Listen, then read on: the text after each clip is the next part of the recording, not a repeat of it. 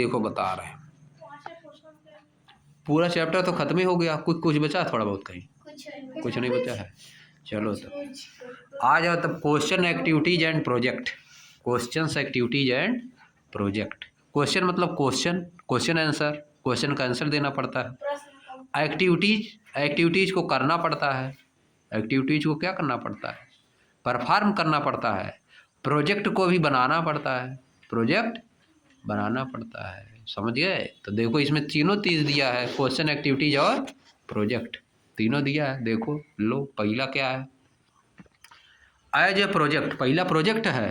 पहला क्या है, प्रोजेक्ट बनाना है। एज ए प्रोजेक्ट, एक प्रोजेक्ट के रूप में। Right the history of your family, अपने फैमिली की हिस्ट्री लिखिए। फैमिली मतलब रजाई गद्दा, फैमिली मतलब रजाई गद्दा, समझिए? फैमिली मतलब रजाई गद्दा होता है। फैमिली मतलब क्या होता है,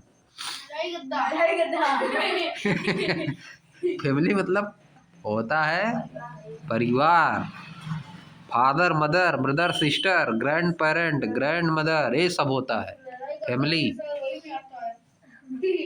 रजाई गद्दा हमको क्यों, एक लोगों को इंग्लिश नहीं आ रहा था तो रजाई गद्दा ले गए, वो रजाई गद्दा समझ लेते थे फैमिली, समझे?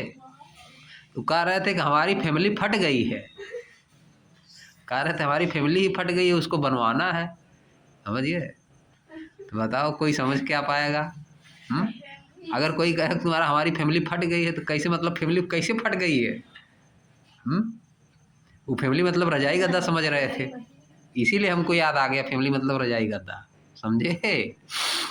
अब इंग्लिश नहीं आएगी तो कोई दूसरी चीज को दूसरा चीज समझ लोगे। Right the history of your family, अपने रजाई गद्दा की हिस्ट्री लिखोगे कि पहले हम कौन सा बिस्तर कर रहे थे यूज, अब कर रहे हैं कौन, है कि नहीं?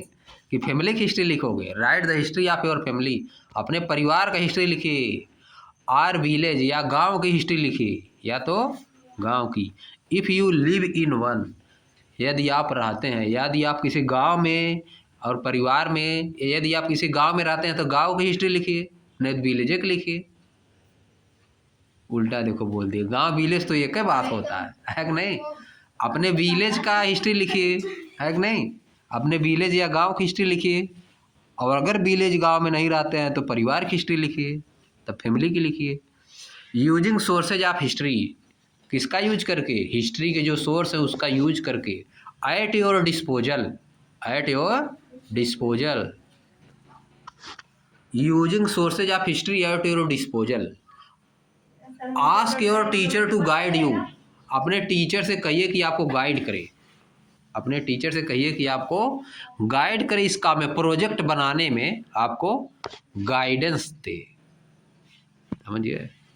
देखो एज ए प्रोजेक्ट, एक प्रोजेक्ट के रूप में। Right the history of your family, अपने परिवार की हिस्ट्री लिखिए।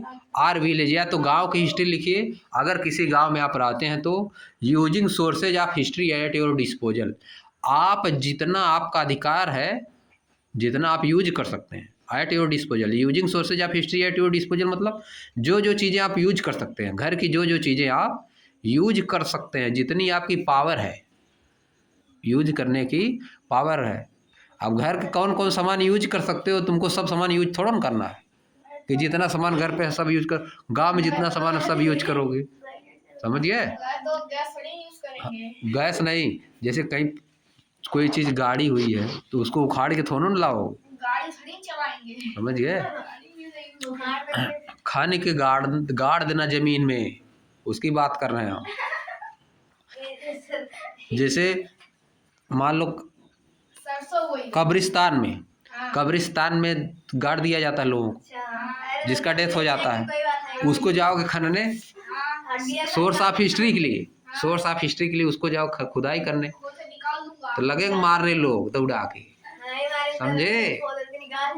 गांव के लोग समझ गए, कहेंगे करीब बाप रे बाप हमारे पूर्वजों खन रहा है, क्या बात। देखो using sources of history at your disposal, इसका मतलब समझ लो। Using sources of history at your disposal मतलब उन्हीं चीज़ों का यूज करिए जिसका आपको यूज करने का अधिकार है, जिसको आपको यूज करने का अधिकार है। एट योर डिस्पोजल मतलब जिसको आप यूज कर सकते हैं, किसी को नुकसान उससे ना हो, आपकी क्षमता है, समझिए। Ask your teacher to guide, इसको बना के लाना, घर से बना के लाना इसको। कैन यू कंपेयर हिस्टोरियन क्या टू डिटेक्टिव्स, क्या आप हिस्टोरियन को डिटेक्टिव से कंपेयर कर सकते हैं। Give reason for your answer, अपने आंसर के लिए रीजन दीजिए, रीजन लिखना है। क्या डिफरेंस है, कौन होता है हिस्टोरियन और कौन होता है डिटेक्टिव। हिस्टोरियन और डिटेक्टिव, डिटेक्टिव तुम लोग वो भी देखे होगे सीरियल, डिटेक्टिव। हिस्टोरियन और डिटेक्टिव, हिस्टोरियन मतलब पीछे की चीज की स्टडी करेगा, डिटेक्टिव मतलब जासूस होता है, जासूस, जासूस, समझे। जैसे आपकी कोई जासूसी करेगा। लिखोगे बताओ, अरे सर जी क्या करें बताएं। लिख दोगे वी कैन, देखो यहाँ शुरू करोगे, we can compare historian to detective, we can compare historian to detective, हम हिस्टोरियन को डिटेक्टिव से कंपेयर कर सकते हैं। Because historian and detectives both of them study the things of past, both of them can study the things of past, पीछे की चीज़ों की स्टडी करते हैं। But there are some differences between historians and detective, लेकिन historian और detective में कुछ डिफरेंसेज भी हैं, समझिए। ये हो गया आंसर इसका। अब नेक्स्ट पे आ जाओ। A few exercises with date, date के साथ कुछ एक्सरसाइज दी गई है, डेट के साथ करना है। Place the date chronologically on the time line, इनको क्रोनोलॉजिकली रखना है टाइम लाइन पे, टाइम लाइन एक खींच लो, जैसे नंबर लाइन खींचा जाता है उसी तरह से टाइम लाइन खींचोगे, उन पे इन डेट को लिखोगे। 323 CE कॉमन ईरा हो गया, 323 BCE हो गया, बिफोर कॉमन ईरा हो गया, 100 CE हो गया, 100 BCE, 1900 BCE, 1090 CE, 2024 CE, इन सबको रखना है। किस पे रखना है, टाइम लाइन पे रखना। ये तुम लोग आ रहा, देखो सबसे पुराना समय इसमें कौन सा, मतलब सबसे ज्यादा दिन पीछे वाला 1900 BCE, 1900 BCE, 1900 BCE सबसे पहले का समय, बिफोर कॉमन ईरा यानी जीसस क्राइस्ट के बर्थ से 1900 साल पहले है, 1900 year ago before the birth of Jesus Christ. इसके बाद क्या आएगा, 323 BC। हाँ इसके बाद आएगा 323 BCE, समझिए। इसके बाद 100 BC, 100 BC इसके बाद आएगा, समझिए 100 BC। फिर इसके बाद BC इसके बाद नहीं है, तो सी पे आ जाओ, कौन आएगा, हाँ 100 से ही आएगा, समझिए। After the birth of Jesus Christ, Jesus Christ के बर्थ से 100 साल बाद 100 सी आएगा। फिर इसके बाद वो तो बाद में आएगा, 323 सी, 100 सी, फिर 323 सी, फिर 1090 सी, फिर 2024 सी। जो चल रहा है उसी ही चल रहा है, इसमें जो चल रहा है वो क्या चल रहा है, सी, जैसे 2026 सी चल रहा है इसमें। BC पहले आता है, BC में जितना बड़ा रहेगा उतने पीछे जाएगा, समझिए। कहीं पे लिखा है 1000 BC, इसका मतलब जीसस क्राइस्ट के बर्थ से 1000 साल पहले, समझिए। कौन सा पुराना समय, अगर हम बोले 1000 BC और 2000 BCE तो पुराना समय कौन सा है, 2000 BC पुराना है, ज़्यादा पहले 2000 साल पहले, जीसस क्राइस्ट के बर्थ से 2000 साल पहले, मतलब 4026 साल पहले। हाँ समझे, इतना हो गया, समझो इसको। अब देखो नेक्स्ट वाला, king Chandragupta was born in 320 CE, राजा चंद्रगुप्त पैदा कब हुए थे, 320 CE, इसका मतलब जीसस क्राइस्ट के बर्थ से 320 साल बाद। Which century did he belong to, किस सेंचुरी से वह बिलोंग करते हैं। And how many years was that after the Buddha's birth, Buddha के बर्थ से कितना साल बाद, जीसस क्राइस्ट से नहीं, बुद्ध के बर्थ से। बुद्ध कब पैदा हुए थे? बुद्ध जीसस क्राइस्ट के बर्थ 560 560 साल पहले, मतलब जीसस क्राइस्ट के बर्थ से 560 साल पहले, समझिए। अब 560 साल उधर हो गया और 320 साल इधर, 560 प्लस 320, 560 प्लस 320, जोड़ दो, ऐड कर दो। जीसस क्राइस्ट के बर्थ से पहले चले गए तुम 560 साल पहले, 880 हो गया, फिर 320 बाद में, कितना हो गया 8। अब से मतलब चंद्रगुप्त के अब कब पैदा हुए थे? ये किंग चंद्रगुप्त आज बार इतना हुई, मतलब बुद्ध के जन्म से कितना साल बाद पैदा हुए थे? 880 साल बाद पैदा हुए थे, समझे। अब देखो, रानी आप झांसी, झांसी की रानी लक्ष्मी, क्या नाम था उनका? रानी लक्ष्मीबाई, रानी लक्ष्मीबाई वाज बॉर्न इन 1828, वह 1828 में पैदा हुई थी। विच, और उसमें एक तो भूल गए, एक और पॉइंट दिया था उसमें ना, which century did he belong to, किस सेंचुरी से बिलोंग करते हैं? चंद्रगुप्त। लेके जीसस क्राइस्ट का बर्थ कहीं मान लोगे अगर ये किसी पॉइंट पे, तो उससे 100 साल बाद एक सेंचुरी हुआ। कितना हुआ? एक सेंचुरी, 100 साल तक, 1 से लेके 100 तक एक सेंचुरी, फिर 101 से लेके 200 तक 2 सेंचुरी, फिर 201 से लेके 300 तक 3 सेंचुरी, समझ गए। और 301 से लेके 400 चौथी सेंचुरी। तो किस सेंचुरी में पैदा हुए थे? 320 मतलब किस सेंचुरी? 4th सेंचुरी में पैदा हुए थे। 100 साल तक पहली सेंचुरी हो गई, 200 साल तक दूसरी, 300 साल तक तीसरी, 320 चौथे में चली गई, 301 से लेके 400 तक 4th सेंचुरी, समझे। 320 सी मतलब 4th सेंचुरी। कौन सा सेंचुरी चल रहा है इस समय? 2026 नहीं जी, अरे कौन सा सेंचुरी चल रहा है? 2026 मतलब हाँ 21वीं 21st सेंचुरी चल रही है, 21st सेंचुरी चल रही है, समझे। 2020 सेंचुरी, 2000 क्या हो गया? 20 सेंचुरी हो गया, उसके बाद चल रहा है ना। हाँ उसके बाद चल रहे हैं, 21st सेंचुरी में हम लोग चल रहे हैं, समझे। आगे आ जाओ, अब नेक्स्ट वाला देखो, अब नीचे देखो, Rani of Jhansi was born in 1828, Jhansi की रानी 1828 में पैदा हुई थी। Which century did he belong to, किस सेंचुरी से बिलोंग करती है इसको बताओ। How many years was that before India independence, India के इंडिपेंडेंस से कितना साल पहले पैदा हुई? हाँ 19वीं सेंचुरी, 19th, 1828 मतलब 19वीं सेंचुरी, 19th सेंचुरी है कि नहीं। 1801 से लेकर 1900 तक 19th सेंचुरी होता है, समझ गए। समझो अभी सब।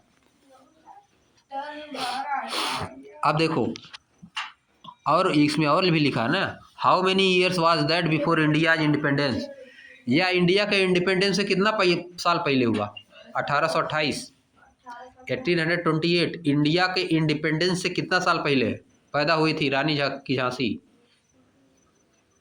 झांसी की रानी, कितना साल पहले हुई थी पैदा हुई?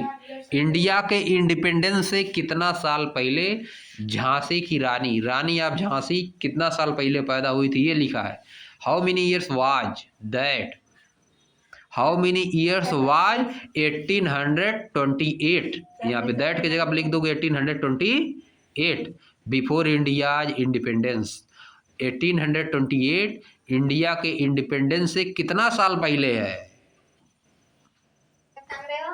1947 में से 20 करो माइनस। अरे सर इसका कॉपी भी नहीं निकला है, गंदा लिखा है। 1947 में से करो माइनस 1828, तो तभी ना आएगा कितना साल पहले है।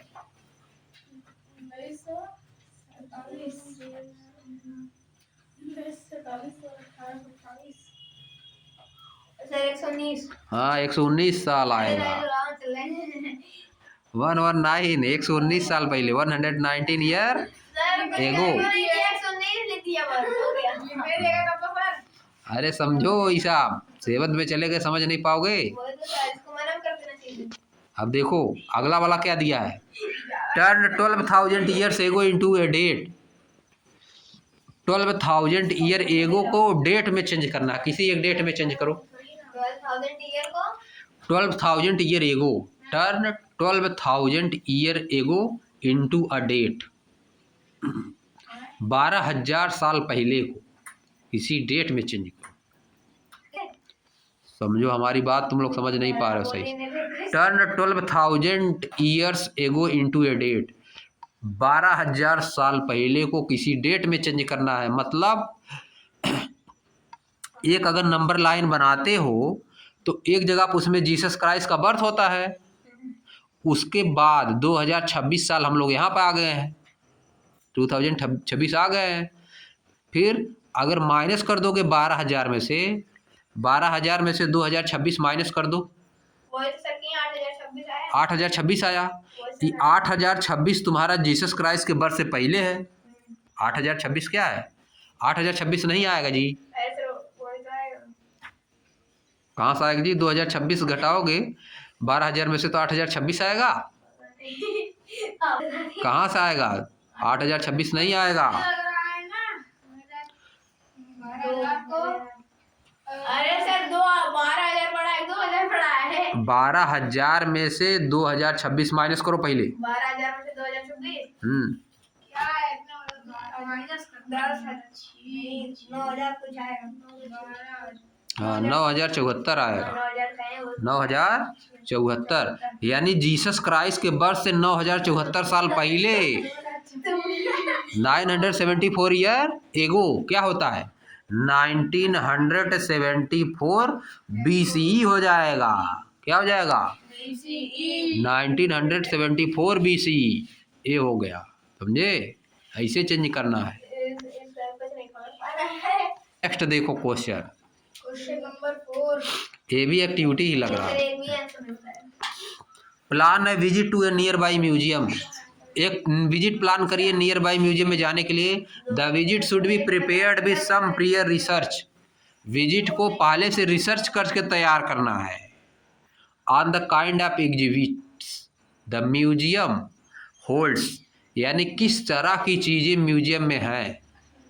Research on the kind of exhibits the museum holds, उस म्यूजियम में किस तरह की चीज़ें हैं पहले से तैयार कर लीजिए कि म्यूजियम में किस तरह की चीज़ें हैं, उसी तरह से विजिट पे जाना है। Keep notes during the visit, note लेके जाइए, म्यूजियम में जाते समय नोट्स लेके जाइए। Right a brief report, note मतलब नोटबुक, समझिए। नोट मतलब पैसा थोड़ा लेके जाना है, पैसा लेके तो आदमी जेबे करेगा। नोट्स मतलब notebook. Keep notes during the visit, है कि नहीं। Write a brief note afterwards, उसके बाद एक नोट लिखिए ब्रीफ में, संक्षेप में एक नोट लिखिए। हाईलाइटिंग व्हाट वाज अनएक्सपेक्टेड, वहाँ पे क्या अनएक्सपेक्टेड था, कौन सी चीज़ थी जिसके बारे में आप सोचे नहीं थे लेकिन वहाँ पे दिख गई। म्यूजियम में गए, पहले सोचे थे कि यहाँ वहाँ पे ये चीज़ें देखने को मिलेंगी, लेकिन बहुत सी ऐसी चीज़ें भी मिल जाएंगी कि जो नहीं सोचे थे। वे कौन कौन चीज़ें, अनएक्सपेक्टेड मतलब अचानक मिल जाएंगी, पता नहीं था पहले से। इंटरेस्टिंग चीज़ें, fun about the visit and the exhibit, समझिए। इंटरेस्टिंग चीज़ों को लिखना है, जो फन मिला वहाँ पे जाने पे, क्या मज़ा आया देखने पे, समझिए। हाँ जाने के बाद न पता चलेगा। पहले अपने मन में सोचोगे, लिख लोगे नोट पे वहाँ पे क्या क्या चीज़ें मिलेंगी, कौन सा म्यूजियम है वहाँ पे कौन कौन सी चीज़ें मिलेंगी, पहले ये लिखोगे। फिर जाने के बाद कुछ एक्स्ट्रा मिल जाएगा तब उसको लिखोगे।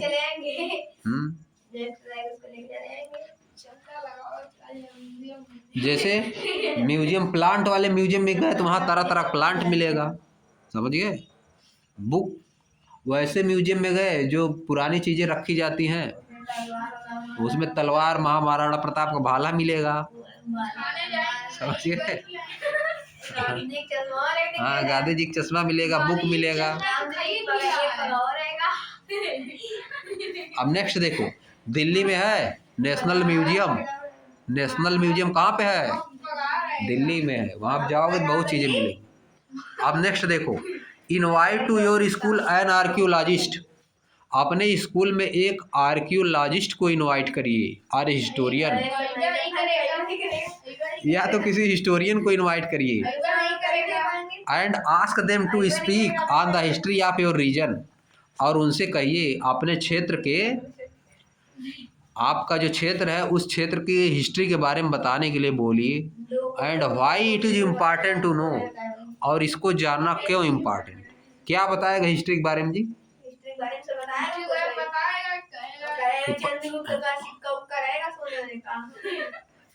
हिस्ट्री के बारे में मतलब अगर इस रीजन का यहाँ पे हिस्ट्री बताना रहे, पहले यहाँ बताएगा, पहले यहाँ जंगल था, यहाँ फॉरेस्ट था, समझिए, यही सब बताएगा। आर्कियोलॉजिस्ट किसको बोलते हैं बताओ? प्लांट्स, ह्यूमन्स, इन सब के क्या चीज स्टडी करेगा। प्लांट और ह्यूमन के स्टडी करता है, उसको बोला जाता है आर्कियोलॉजिस्ट, समझिए। इनवाइट करना स्कूल में, कहाँ से इनवाइट करोगे? इनवाइट करके लाना, अपने प्रिंसिपल का ना सर इनवाइट करिए, समझिए।